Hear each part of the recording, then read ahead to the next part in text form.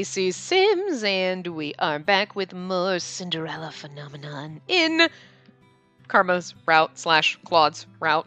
I was gonna say in Claude's route, and then I was like, that's not right. And I'm like, well, okay, technically it's Karma's route, but his name is Claude.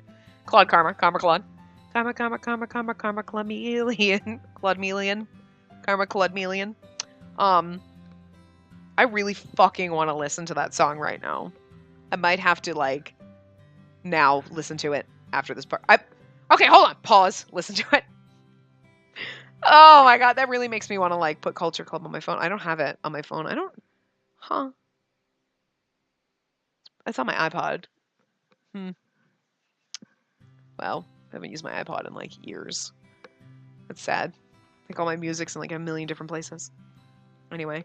So yeah, anyway, we were out shopping. We decided to get Claude a present because we're adorable like that. So we got him a little pretty pin locket thingy. It's not a necklace, so he could wear it when he's Miss Karma, but then it's a pin, and he could pin it to his lapel when he's Claude. Cute. Anyway, when we return to the Marchand, I go to my room to tuck the locket into a drawer before I head to the tavern to finish the rest of my chores.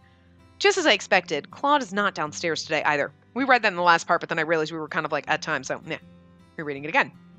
Juliet and Garland have taken to training with each other, though they seem agitated that Claude's not helping them. Okay, it skipped really fast, and I was like, did we double skip? I don't know. At the end of the day, I hurried to my room, where I write a few words on a piece of paper that I put into the locket.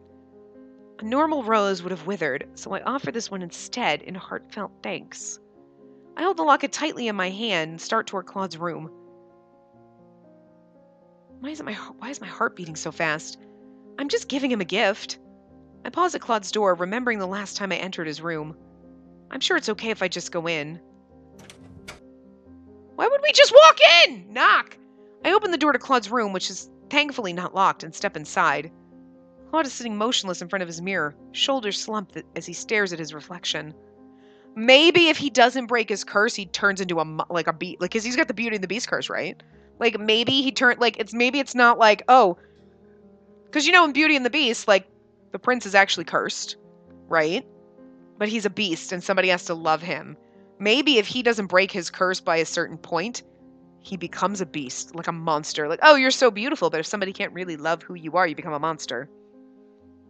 Because, oh yeah, you'd think it's great. Oh, I just walk out in town and every woman's in love with me, but they're not really in love with you. They're in love with your curse. So somebody has to see through your curse, love you, or you become a monster. I mean, that would suck, because that'd be really hard to break that curse, because anyone who possibly is going to love you is going to love you because of the curse. Except for us. Because we like a witch and we whatever. Curses mean jack shit to me. They have no effect on me except for the one that other witch put on me. But whatever. Anyway. He's shirtless. There's that tattoo. It seems different. Oh my god, the tattoo is the rose and Beauty and the Beast. I was wondering, because it's when the petal falls from the last petal on the rose falls. But then I was he's got a tattoo on him. But I was what? I wasn't even... Claude doesn't notice me at first. I notice that his hand goes to the tattoo over his chest. And then I hear him heave a heavy sigh. So I wonder if the petals start to disappear. Slowly, I close the door behind me. It clicks, and that's when he suddenly turns to look at me. At first, there's just shock on his face, and then suddenly, anger. Again? Why did you do this again, Spacey? We're supposed to actually say, I came to speak with you, not I came to give you something. I came to give him something, but I also want to speak with him. I haven't seen Claude in a while. Why? Because you've been doing everything by yourself lately? You came to complain? No, I wanted to check on you. Princess, can you not read the mood? You could have, at the very least, knocked. Oh, he's so precious. I want to be able to see the tattoo, guys, but I can't, I don't know how to, in this game, how to get rid of the, the thing. You know what I mean? I don't know how to, toggle the thing. No. I don't know. So anyway. Okay, hold on. I just wanted to make sure I didn't skip because I wasn't looking at the bottom when I was like trying to click buttons. Anyway. In no time at all, Claude is suddenly right in front of me, his hands outstretched on either side of me, pinning me to the wall against the door. Say, my favorites are always the ones that get angry and pin you to against something. Spacey knows how to pick them! My favorites always do this. It's usually the glasses assholes. So usually that would be like that would be, Rumple. But, but Karma is my favorite.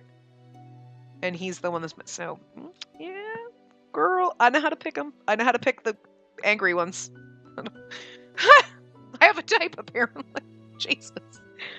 Oh, whoops. I did not mean to do that. I'm sorry. I went to move... I didn't have my hand near my mouse, so I went to go grab my mouse, and I accidentally clicked my scroll button instead of the... I'm sorry. His face is so close. His expression's so fierce that I can't even bring myself to think of a way out. The only thing I can do is stare at him levelly. Without getting angry. Without crying. I will not show any weakness. Why? Why aren't you struggling or screaming at me? That's what the Spacey I know would do. That I know would do. You don't know me as much as you think you do. And you know nothing about me. I already have a retort prepared when I stop, realizing that he's right. I barely know anything about him. No, I don't. But I'd like to. Why do you insist on poking your nose into others' business? We're partners. That's the only reason. It has to be. I'm supposed to help you. So why do you keep secrets from me? I'd be like, we're friends, goddammit, I care about you. And then he's gonna be like, you what? And you're like, nothing? Shut up! Don't fucking say that. You're a jerk. I'm gonna leave now. Here's your present. Throw it at him and leave. Help me. His lips quirk, but his smile is sardonic. Claude, I want to help you. In the silence that descends between us, I find that I can't help but look at Claude's tattoo and the thorns twirling around the rose. It's beautiful, but it also seems so lethal. When I glance at Claude again, he looks crestfallen, his eyes glittering like he might be on the verge of tears. Secrets are secrets for a reason, Princess. You should know that. If I could speak about them, I would, but I can't. And you bursting into my room without any notice only makes it harder. Harder for what? Princess, you can't imagine what this all feels like. What is he talking about? He's like in love with us.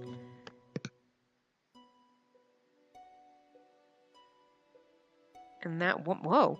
And that woman, I thought we were meant to be. She was so lovely. Her smile as bright as the sun. Claude's eyes are far away.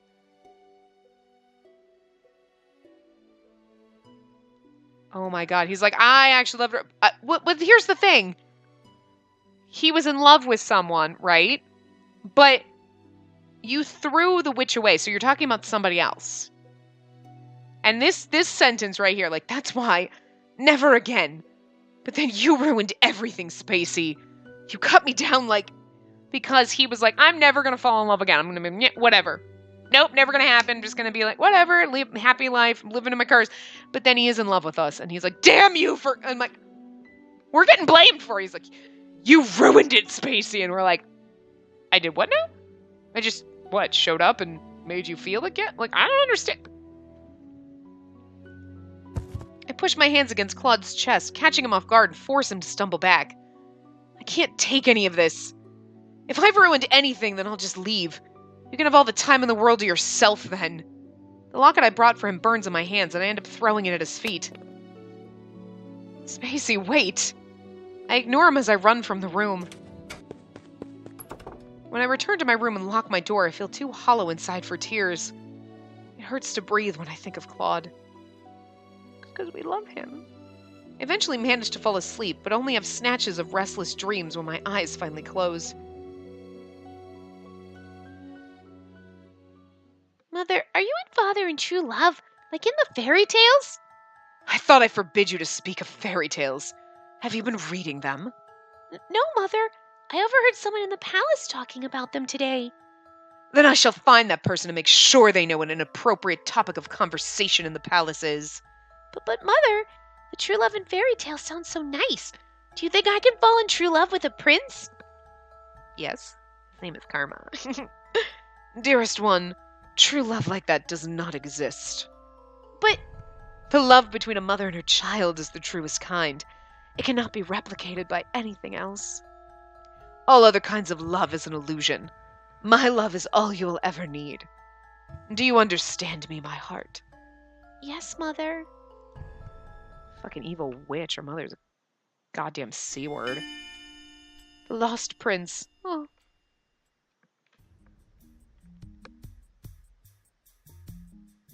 Keep your stance straight, princess. Jurian gives me the warning, but too late on purpose. I can see the smile on her face as she effortlessly slides past my defenses and taps me on the shoulder with her wooden sword. I got you. Again. For the last few days, I've been practicing with Jurian and Garland because Claude still hasn't come out of his room. The knights offer to train me, and right now they're teaching me about ways to hold a sword. This is slow, but Claude did tell me I wouldn't be able to master the sword so quickly. Claude. He made me so angry that one day I couldn't even properly give him my gift. Yet I still feel sad that he's not here teaching me himself. Come on, princess, focus. I jolt out of my reverie and nod at Jurian. Okay. I ready myself for a next strike and once again get tapped, this time on the hip. Garland takes over after Jurian, and then we do rounds where I try to hit them with certain strikes. They're both good at teaching, but it doesn't feel the same as Claude's instruction. His lessons seem less like they were out of the book than they were out of a book. Don't worry, princess. It always starts out slow. Plan was just as slow at training, but look at him now. Garland whips his head around in Jurian's direction, his face turning deep red. Jurian, that nickname. But you're so much fun to tease, Lan. She beams at him and then laughs at his embarrassed face. Our practice goes on for a few more minutes before the knights tell me to wrap up for the night. I think I'm going to stay out here for a little bit. Princess, you know it's dangerous out here at night. If I don't return in 10 minutes, you can come back and check on me. Jurian seems unconvinced, but she eventually nods. Fine, but keep your guard up, princess. I watch the two knights as they head back. I see Garland put his arm around Jurian's waist, pulling her closer. Oh, third wheel. That's why we're staying. Also, I'm staying here because third wheel. See, that's why I'm staying here. I'd be a third wheel. Go about your romance. I turn away from the sight, ignoring the heavy feeling in my stomach. I'll just practice the swings for 5 more minutes. The only thing I hear in the clearing while practicing is my shallow breathing and the wind in my ears. Something breaks my concentration, however. I see a glimmer of color in the forest, and I instantly stop, my hands growing tense on the wooden sword. What was that? I glance around at my surroundings, and I freeze when I feel a hand on my shoulder. I can feel someone's breath on my neck. We know it's Karma, but this all feels familiar. Is this Claude? Put your hand over his nose. Turn and point your sword at him like, fuck you! Yeah, that's what we're supposed to do, actually, surprisingly. I'm pretty sure I recognize Claude's hand, but because I know it's him, I also know what he'd want me to do. I duck away from his hand and turn quickly to point my sword. The tip of the wood is at his neck, and for a few stunned moments, I think I've won. Even Claude looks surprised. It's really him. But then Claude's hands have moved, and he has one hand over my wrist and the other on my sword. Okay, I gotta read that again, because like I read that, I was like, blah, blah, blah, blah, like word vomit, even though I was reading. But then Claude's hands have moved, and he has one hand over my wrist and the other on my sword. Good, Spacey. You realized you had an opening, but you broke your concentration. Claude removes his hand, allowing me to lower my sword. I'm sorry, Spacey. I feel my breath catch in my throat when Claude holds out the rose pendant that I got for him. I feel my cheeks flush. He's giving it back. Oh. You accidentally left this beautiful thing in my room when Well, I came to return it.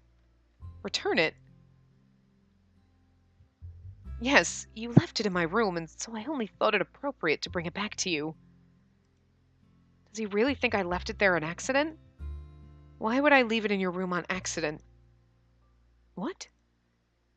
I bought it for you, and I wanted to give it to you, but you were acting so strangely, and... Claude's eyes widen. The surprise clear on his face. He had no idea. Spacey, You bought this for me? Why does he look so shocked? Claude looks at me in awe for a few moments. His eyes go back down to the locket. He traces a finger around the intricate shape, his eyebrows slowly furrowing. It's to thank you for everything that you've done for me. Spacey, this is beautiful. He lets the chain fall through his fingers as he stares at the rose pendant with adoration. I feel my heartbeat stutter as he turns to regard me with the same gentle smile. He leans forward and my breathing stops as he reaches out to hold up my glass slipper necklace. He's standing so close to me.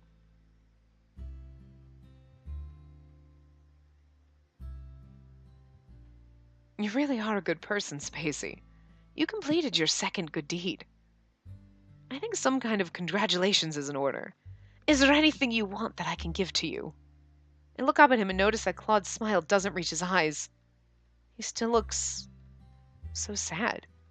I feel like there's so much that I want from Claude, but I don't want to ask for something that might make him sad. We're actually supposed to say I want a hug. Which is a shock, because everything else we're like, point our sword at him, be like, stop being a bitch, don't comfort him, and now it's like, instead of being like, I want you to smile, for fuck's sake, it's like, give me a hug, bitch. Maybe that'll actually make him smile for real. Because if you say, I want you to smile, he'll be like, I am smiling. And you're like, no, in your eyes. Well, if you're like, I want a hug. You want to hug me? Maybe it'll reach his eyes. I don't know. But this is what we're supposed to say, so.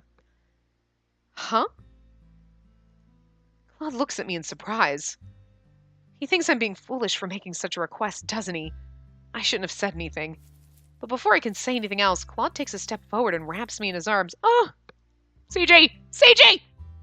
He pulls me toward him, and in those moments of silence, all I can hear is his heartbeat resounding in his chest. I can feel his warmth all around me, and his fingers clasped gently at my back. I feel so strange. My heart is racing, and my knees feel weak. Something like this. He speaks right into my ear. It's a surprisingly pleasant feeling. Suddenly, Claude makes a noise of distress as he steps away from me. All of the warmness that was pressed against me 1 moment ago is gone. Why didn't we get a CG for that? Karma suddenly stops, eyes wide. He puts his hand on his chest and takes a step away from me, his fingers clutching at the fabric of his shirt. Oh no. Oh no. Something's happening. Oh my god. Claude has a pained expression on his face, only making me more anxious. Not now. Claude, are you okay? What's wrong? Spacey, don't worry about it. He lowers his hand with the pained smile slowly fading from his face. If you hadn't pushed us away for like weeks, we could have fallen in love with you, and then you wouldn't turn into a monster, but I'm guessing you're going to turn into a monster now. This does little to reassure me. Is it my fault you were locked in your room for so long? He just looks so pained to be anywhere near me.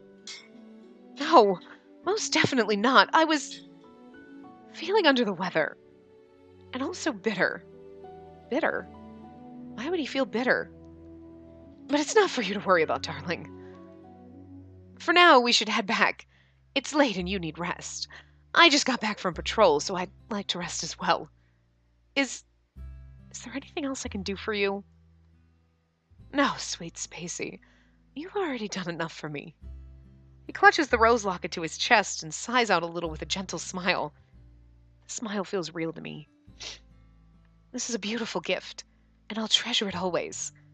Thank you, Spacey. Now, shall we head back? I nod at him and we silently walk back to the Marchen.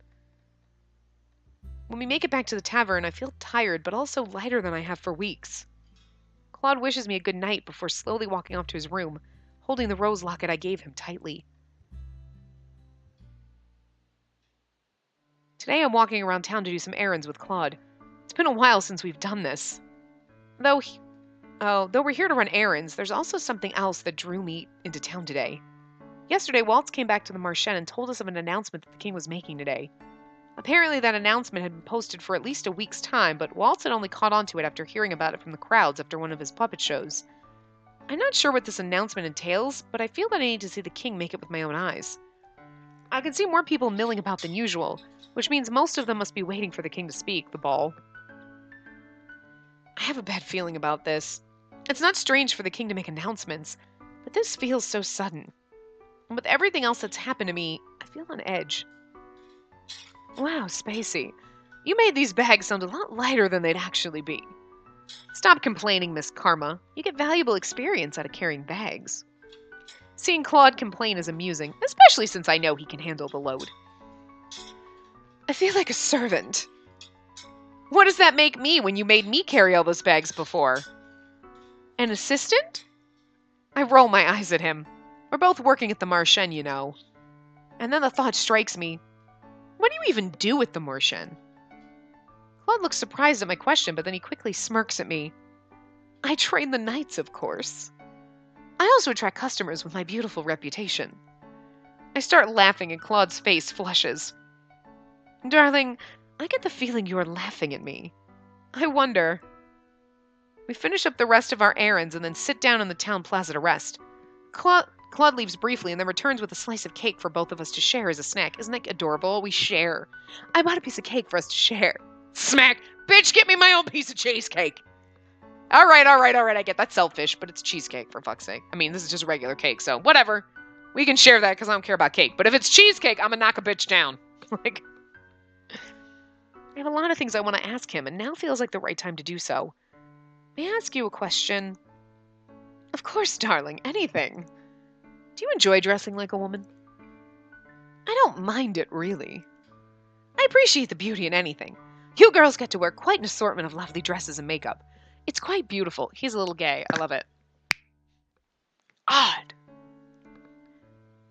I need a Karma Claude in real life. Like, I feel more comfortable in my own clothes, but I don't mind dresses. I guess if you had to wear a dress for so long, you'd get used to it. I have another question. And what would that be? When I was in your room the other day, you spoke about a woman. Were you talking about the witch who cursed you? Oh no, the woman I was talking about. And he suddenly goes silent and lowers his head.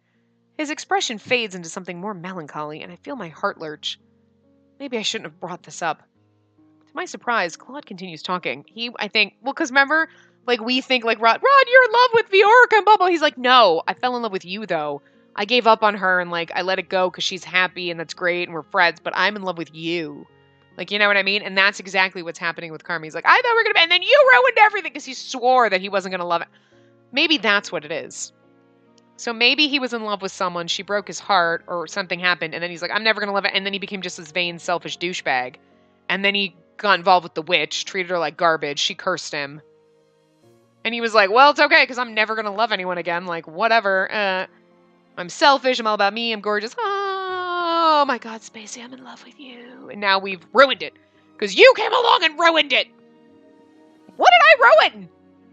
Just by existing and you're in love with me. That's adorable, but also you're like, that's crazy talk! You ruined it, Spacey! I didn't even know! Anyway. To my surprise, Claude continues talking. Shortly after I came to Angeal, there was a woman that I met whose smile was as radiant as sunshine. She was beautiful, and when she laughed, everything felt right about the world. Hearing him talk about her makes me uncomfortable. Am I jealous? Claude watches me quietly, as if he's measuring my expression. Eventually he goes back to speaking, or he's talking about us, and we're just stupid. I don't know. I'm like, he's talking about some other woman, not us. But that's also because I'm stupid. Like, I knew her for many months. Time passed, and I thought we were truly in love, and then He goes silent for a few moments, his eyes distant, his expression pained. Oh. Well, some things happened, and I realized she only loved me because of my curse. She was drawn to me just as any other woman is. She seems so genuine in comparison to the other women, but in the end, Claude trails off and lets out an exasperated sigh. Aw. You were truly in love with her? I was. I've dated many women, but I've never fallen in love with someone who's honestly loved me back. So that last person he loved was that one woman. Claude looks at me, and for a few moments he doesn't speak. That's exactly what it is. He's never fallen in love with someone who's actually loved him. Because he's never actually fallen in love, if you think about it. Like, oh, I loved her, but she didn't genuinely love me. And he didn't really love the witch, that's why he got cursed. He probably didn't love any of the other women he was dating. This time he actually, genuinely fell for her, but she was just in love with the first curse. This will be the real genuine thing, and will break his curse. Oh my god, yay! Still makes me jealous that he loves some other bitch. Whatever, her loss, my gain. Woo! Spacey, do you mind if I ask you a question? No, I don't mind. Have you ever loved anyone? My mother, of course. I was referring to a romantic kind of love. Romantic kind of love. What does that kind of love feel like? Allow me to enlighten you. He smiles at me, and it's surprisingly genuine. It can feel simultaneously like floating and sinking. Your heart stutters and you worry about small things, about offending this other person in some way. You wonder if they'll like what you're wearing, or if they'd prefer a sandwich to a casserole when you treat them for dinner. You begin to find beauty in all the things that they do. Their presence makes you feel complete in a way you'd never thought of before. You try to imagine life without that person, and find that you cannot. To even consider such a thing is painful, so much so that it feels like it might break your heart. It's breaking my heart just reading this. Oh, it's beautiful.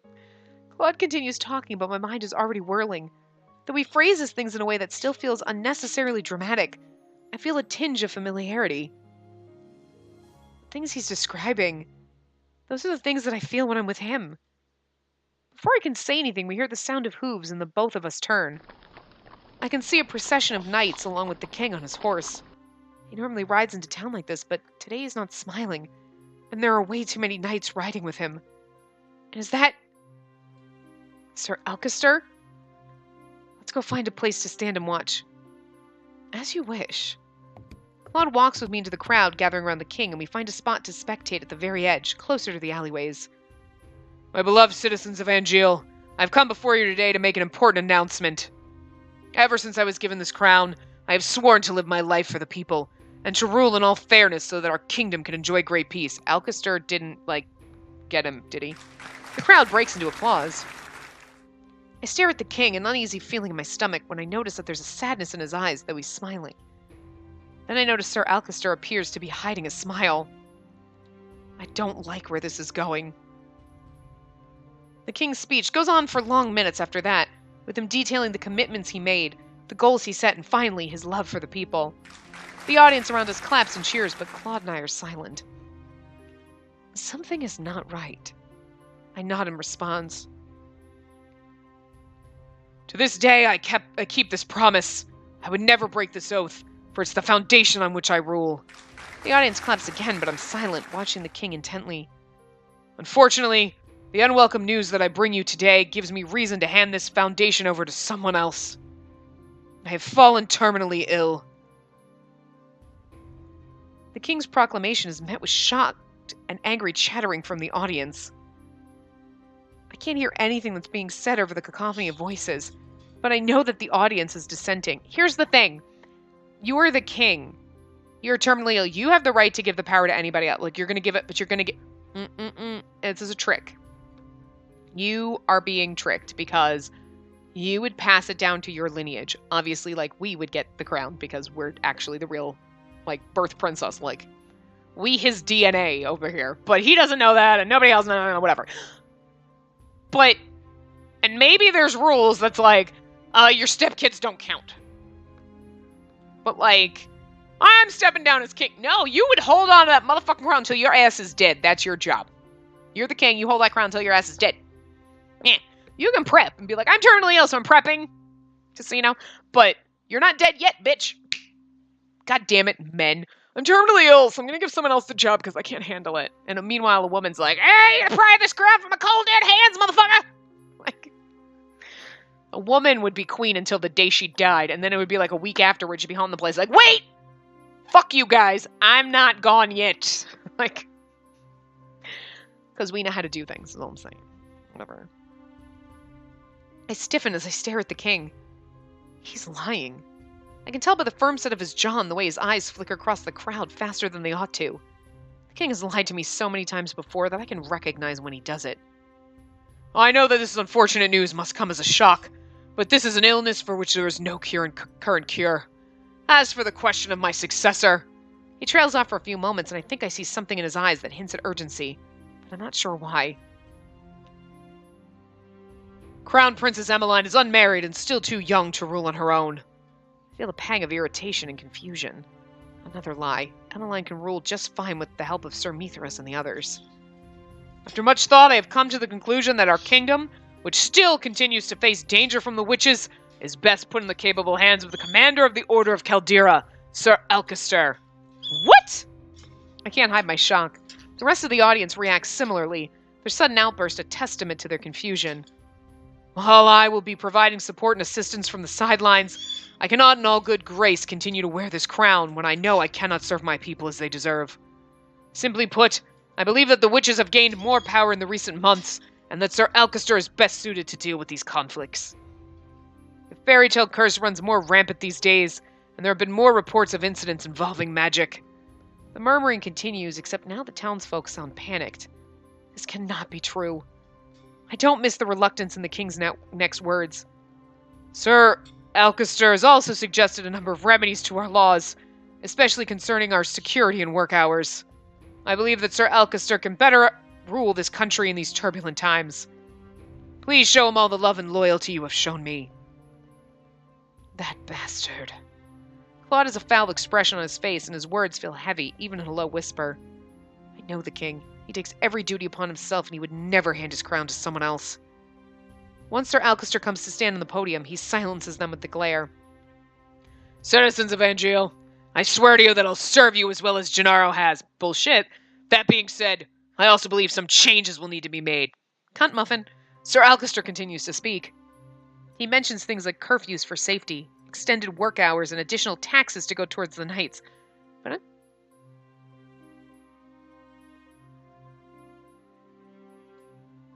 sorry, I just hear a weird noise. Anyway. I'm slowly beginning to block out the drone of his voice. What's going on? Sir, no. Alcester must have done something to force the king into this charade. Charade!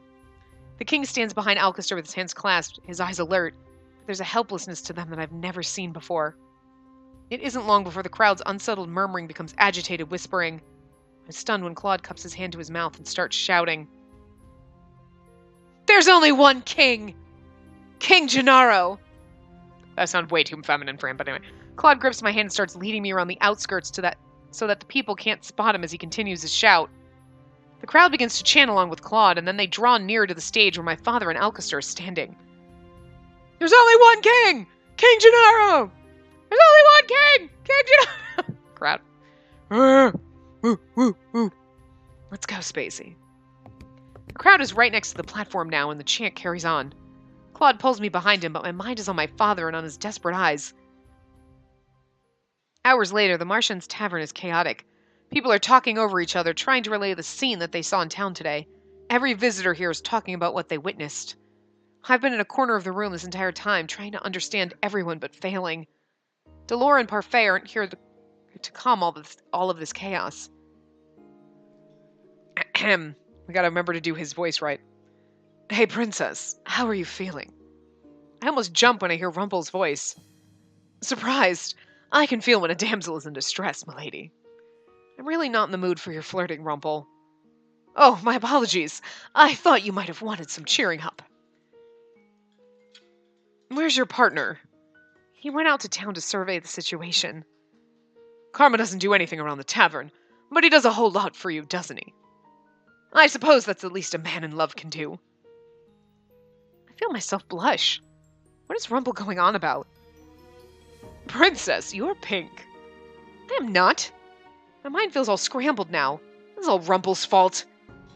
Thankfully, before Rumpel can continue talking, the door opens and Delora walks inside to call all the Martian boarders into the reception room. When I step into the reception room, I'm surprised to see two familiar figures standing beside Parfait. Emmeline and Rod. Both of them look downtrodden and discouraged. Everyone is noticeably shocked as they step inside. The prince and princess, where did they come from? What's happening at the palace? What of Queen Ophelia? We need silence in the room, everyone. Delora raises her voice, effectively causing everyone to pause. She glances at Parfait, who nods and then turns to look at Rod and Emmeline. Princess Emmeline, if you would tell everyone what you told Delora and I... The room is unnaturally quiet as Emmeline begins her story. She starts with the events of 1 week ago. In the middle of a family dinner, Alcester burst in with soldiers and seized her, Rod, and Ophelia in front of the king. Sir Alcester said that if the king didn't hand over his crown, he would kill us. We had no idea a coup would be staged. The three of them were taken down to the prison cells, with Ophelia taken to a separate cell. Sir Fitzgerald helped us escape, but only just barely. Fritz, are you openly disobeying your father? I hope that he's safe. Alcester wanted to kill the king. I'm sure that he still will. But he has no reason to. The king's already handed over his crown. I speak before even realizing. Everyone stares at me, including Rod and Emmeline. Alcester is a foul man. I only think he usurped the throne now without violence because he wants less resistance from the people. He never spoke up to my father before. Did you just say father? It's a long story, Em. Emmeline looks between Rod and I, her expression confused. You know each other? We do. Emmeline looks like she wants to say something, but she remains silent. Her mother is still inside the palace. We need to save her somehow. And Sir Fitzgerald! What happened to Fritz? No, son of a fucking bitch. There's something seriously wrong with my fucking light. Like, now a third bulb went out. Like, I literally just replaced them, like 2 weeks ago. Fuck my life. Oh, by the time you see this, it's been like a month, but like, whatever. I don't know. He helped us escape, but we were spotted at the last minute. He told us to run ahead and leave him behind. We didn't see him again after that, and we couldn't just wait. So Rod brought me here. Right now, we need to piece together the situation as quickly as we can. And then we need to figure out a way to save the king. I knew Alcester was up to something, but I never thought it would escalate to this. Jurian, what do you know about this? Garland and I weren't stripped of our titles because we disobeyed Alcester's orders. It was because we overheard Alcester plotting something and tried to tell the king of his plot. We gave him a warning, but the king didn't believe us, not with Alcester and Mithros whispering in his ears. The king didn't think Alcester was possible of such betrayal. He thought we were trying to turn him against Alcester for our own gain. And so Alcester stripped us of our titles and banished us from the palace. Lady Parfait found us, and while we were happy to help out at the tavern, we also intended to eventually do something about the mess in the palace. So Alcester has been planning to do this all this time.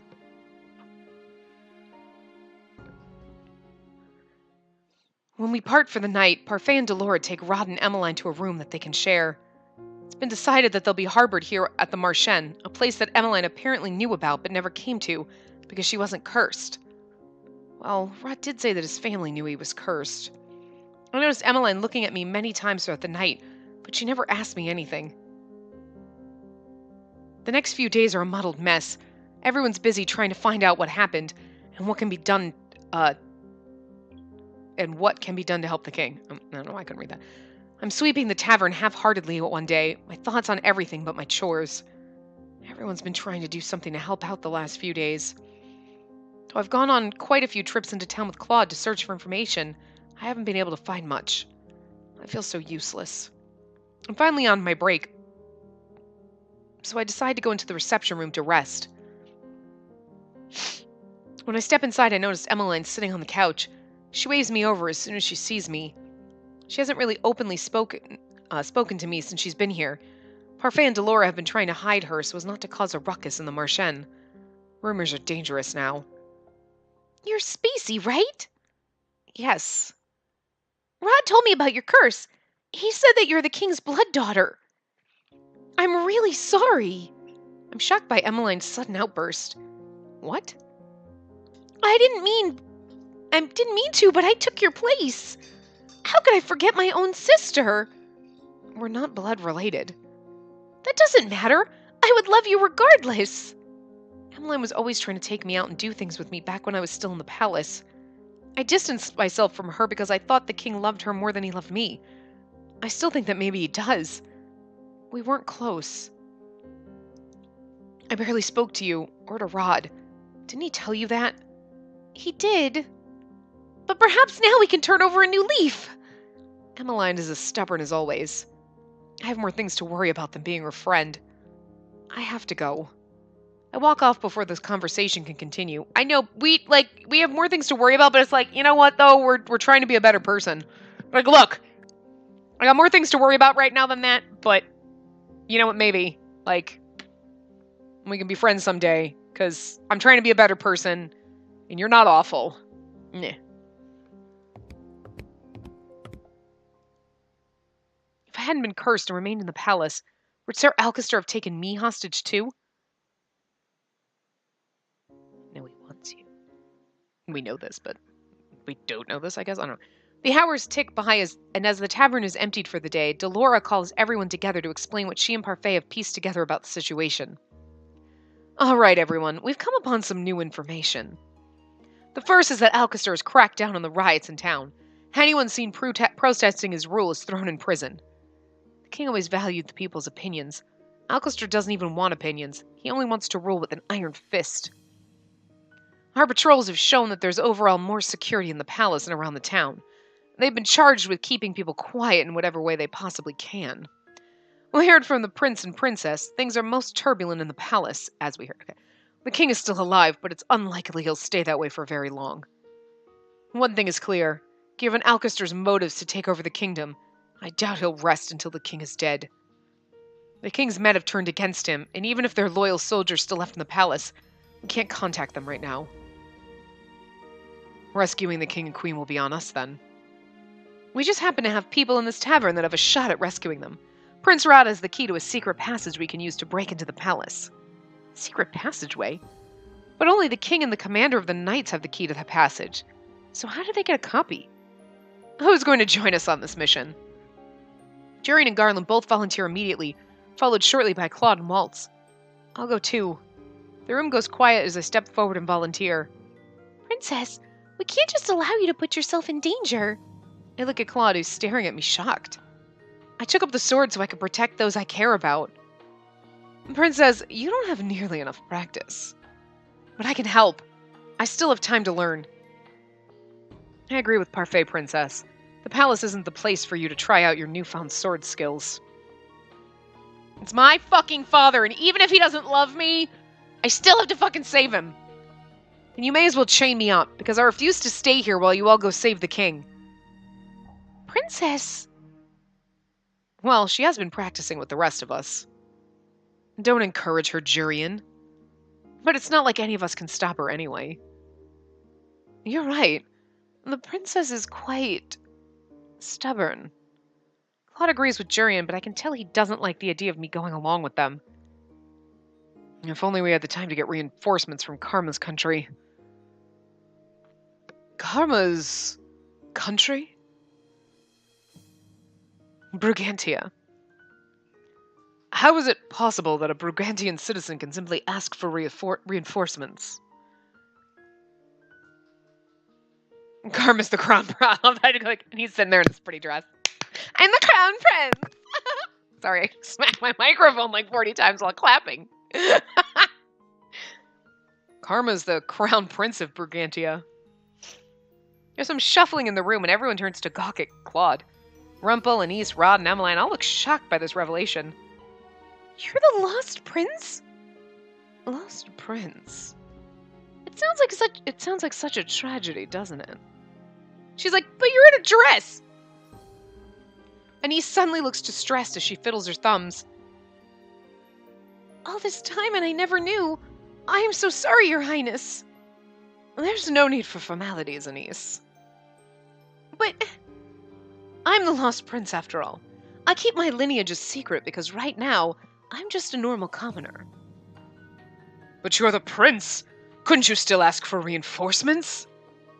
Even if I did ask for reinforcements, I'm pretty sure they would never come in time.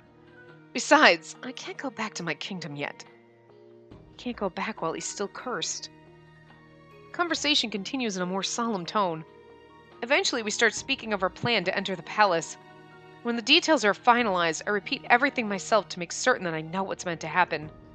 Waltz will lead us to the palace. Will lead us to the palace then, and Jurian and Garland will follow right behind him, watching for the most immediate enemies. Leave it to us. We'll deal with any resistance before it touches you, Princess. And Karma will be watching from the back, along with Delora. A witch and a prince for backup. Dolores smiles wryly. Claude rolls his shoulders. I'd like to think of us as more than the closing act. Although, if all goes according to plan, we'll have no need for either the opening or closing act. It's a small task force, which is better. The smaller the better. The last thing we want is to be noticed. We decide to meet again over the course of the next week to finalize our plan and carefully survey the situation in town before parting. Claude has taken to training me, Jurian, and Garland at the same time. Just the other day, he had all of us attack him together. Even though I'm nowhere near as good as a trained knight, I still managed to hit him once. Well, 3 people attacking him and you got a hit. That's pretty good, so you just attack with someone. I feel like things are coming to some sort of conclusion, and yet I still haven't done 3 good deeds. Today we finalized our plans for getting into the palace. We've mapped out where the king and Ophelia must be in the prisons, where the guards might be positioned, and how we plan on sneaking in. I sit down in my bed and I'm about to lay down when I hear something.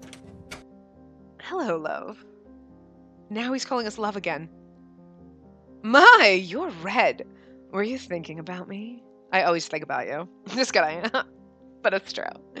I noticed that he has one hand on his chest tonight, but then he's been doing that more often lately. I notice it during practices and sometimes when I catch his eyes. Is he sick? Darling? I shake myself at the sound of Claude's voice. What if I was changing? You could have knocked. Well, you didn't seem to have a problem when you walked in on me changing without announcing yourself. That's different. He strolls inside and steps closer to me.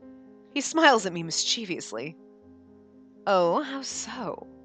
You're a man and I'm a woman. Cat got your tongue. Claude shakes his head, and his smile softening. I really didn't mean to come in to disturb you. I just have something important I needed to say to you. Claude kneels in front of me and furrows his eyebrows. He's kneeling in front of us. That's adorable. I want to insist you reconsider going to the palace with us. As Parfait and Delora have said many times, it'll be dangerous.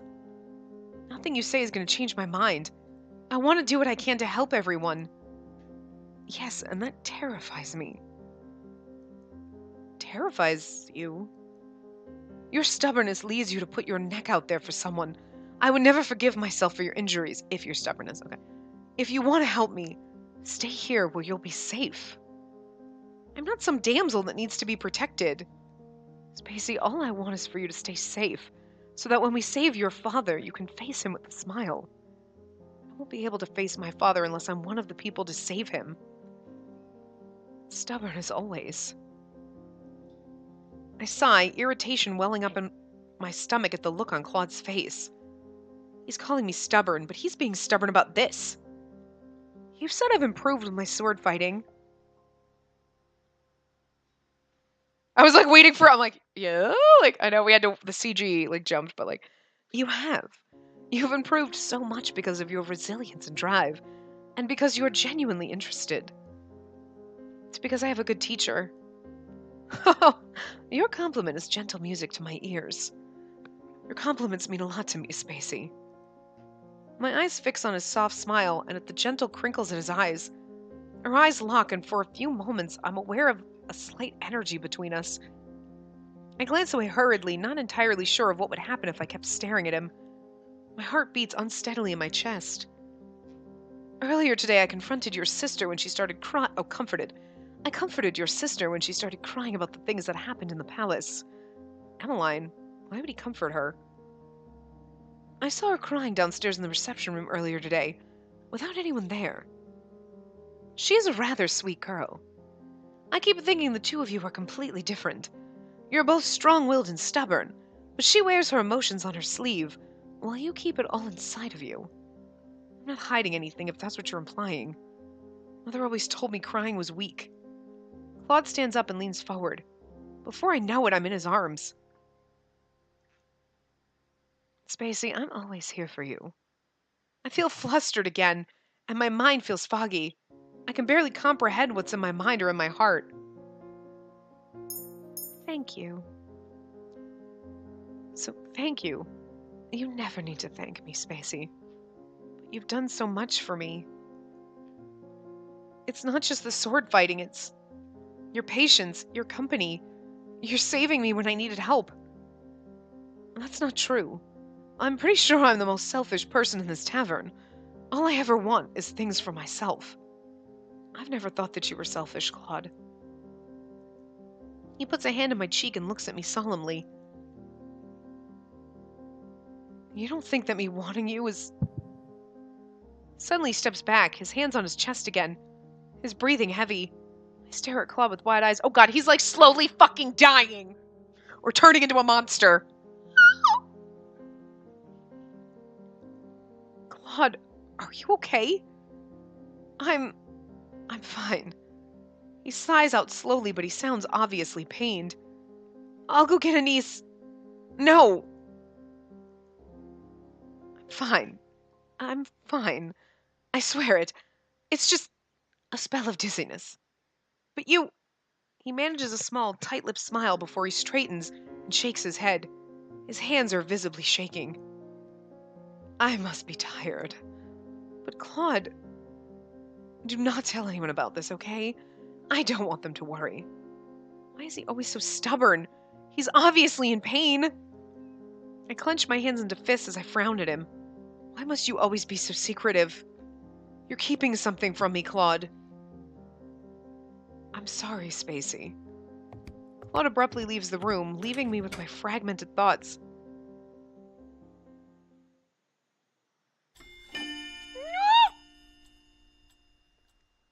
This is it. This is like the last chapter, and then we get our ending chapter, guys. Oh my god.